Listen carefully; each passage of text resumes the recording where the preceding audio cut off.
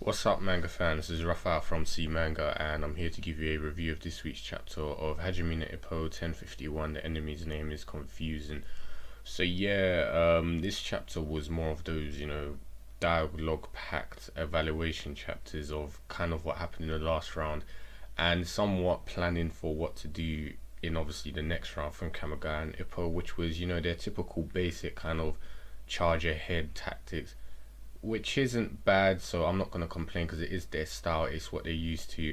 The main factor I obviously like from this plan is it's kind of, put them back in the game, giving them a goal to work with in the next round, and obviously regained some of their confidence and obviously motivation, which they kind of lost from that down that Ippo received in the previous round. I was a bit kind of I don't know what to think about the Itagaki part at the beginning. I mean, he said this is the first time he's seen Ippo go down since he joined the Kamogawa gym, and he was really surprised by that. But then I was thinking, I'm sure he's watched videos before he joined the gym, and Ippo's gone down a lot of times before then, so maybe this is one of those emotional things where it's like this is the first time he's gone down since I became a pro boxer and became he's Kohai. My senpai's gone down in a live match in front of me. This is a big deal. I guess that in a way that kind of makes sense. It's a personal thing to him to see him go down. It's a big deal. But then obviously the second point, which makes more sense, I saw was like Ippo does not go down that easily. Remember, Sanada was the last guy to actually knock Ippo down, and that was 10 matches ago, so that's a good 4 or 5 years that Ippo hasn't been taken down. And as Itagaki said, he usually makes it through each round, even if he's on you might as well say on the edge of being knocked down, he still manages to reach to the bell, but this time he hasn't. So yeah, in a way I get it, but I just feel as I said, I just feel a bit weird about that part. So the plan Kamogawa basically says to Ippo was there must be something better that Ippo has than Gonzalez, and he figures this out by asking Ippo how's his legs. He says his legs are fine, they've recovered, he even stamped his feet a little bit, and he says that must be it, you must have a quicker recovery time and stamina that you can capitalize on and benefit. So he basically says your aim and goal for the next round is just to take the fight to him, charge forwards, don't lose heart, and try and wear him down bit by bit. Your stamina should be more superior and obviously wear him down.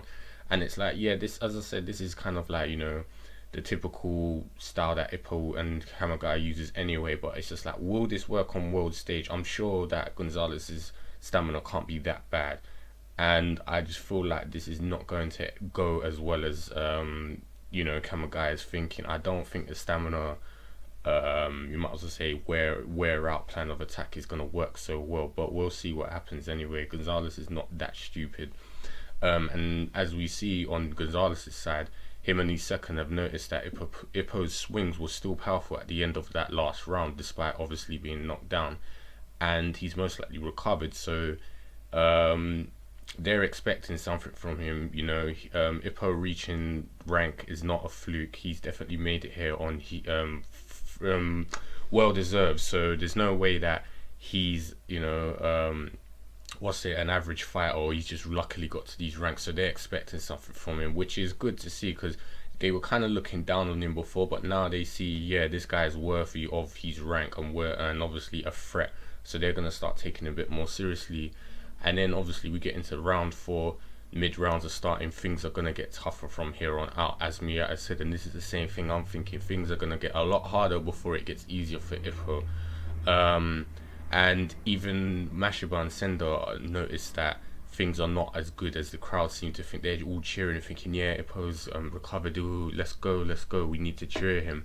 But it's like the situation is dire. Both Mashiba and Sendo have said that physically he might be cool, but mentally he's most likely messed up from all those very lefts that Gonzalez has thrown at him. So it's just like he doesn't know what to expect, and that down has got to him. So it's just like, obviously he's going to be thinking, crap, what do I do? How do I deal with this? Is he going to throw this? Is he going to throw a hook? Is he going to throw straight? Or is it going to be, a punch from a blind spot?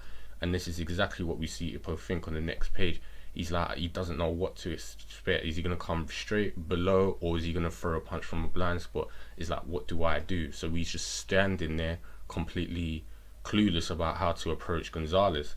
And on Gonzalez's side, as we see, Takamura even commented on it. He's like, he's on top of the world. He's fully composed, but he's cautious at the same time. He's careful, and it's like he's watching Ippo, evaluating him to see how he's going to deal with things. It's like, how is his offensive going to be?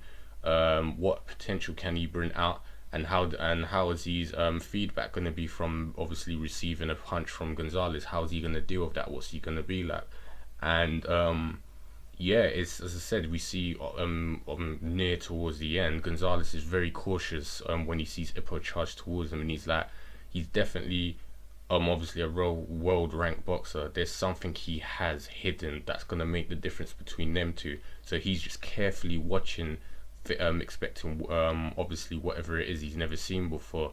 And as I said, Ejidate, another guy who's noticing this, he says Gonzalez might not have only held back a left, like the left hook. He might have also had several other punches that he's held back. You know, if he's making Ippo focus on expecting that left hook to hit him in a blind spot again, he could forget about getting hit by a left upper, a right straight, a right hook, or even a right upper. Any of those could be knockout punches if it hits him when he's not expecting it.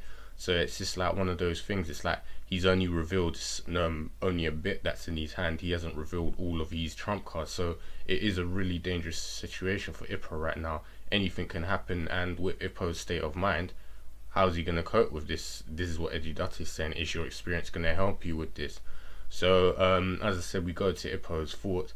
He's thinking about the lefts that can change direction at any time. It's going to be difficult to cope with.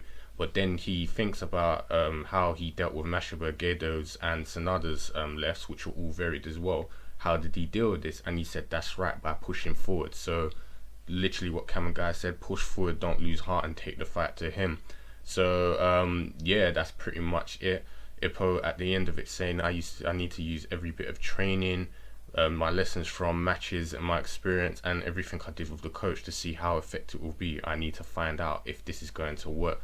So yeah, as I said, it was more of an evaluation chapter, pretty much telling us everything in a bit of detail and what to expect next time. So Ippo is going to go and use his typical style to charge in and most likely try and get maybe a body blow or some body shots or anything to slow Gonzalez down. Either way, he's going to just be throwing a flurry of combinations at Gonzalez, hoping to chip away at his stamina and bring him back down to his level. So as I said, it is a straightforward plan, but this is the plan Ippo and Kamogawa are used to. So it usually works for them before, but how is it going to work on the world level? We're going to have to wait to see and how that's going to work out. The only things I'm really expecting or hoping to still see is obviously something me and Reese has been begging to see, is to see the gazelle punch hopefully thrown, because we've seen Ippo using all other techniques and punches from lots of matches, even from one of these sparring days with the obviously taking a punch to the head in his Miyata spar. We really want to see the gazelle punch, and hopefully the new Dempsey roll will show up later on, and even the winning combo, you know, like the gazelle punch, liver blow, Dempsey roll. If we saw that in this match again, but obviously in a more stronger, refined form, it would be great to see. Because Ippo's really gonna have to use everything he's got to take down Gonzalez. This is number 2 in the world. He ain't no pushover. So yeah, that's all I can think of what to expect and to hope in the next few chapters. This chapter, as I said, was evaluation. That's all I can say. So you guys know the usual. You got any comments, predictions, opinions, or what to expect next time? Leave them in the comment box below. And also, if you're new to the channel and you enjoyed what you saw, subscribe for more content, and I'll speak to you guys next time.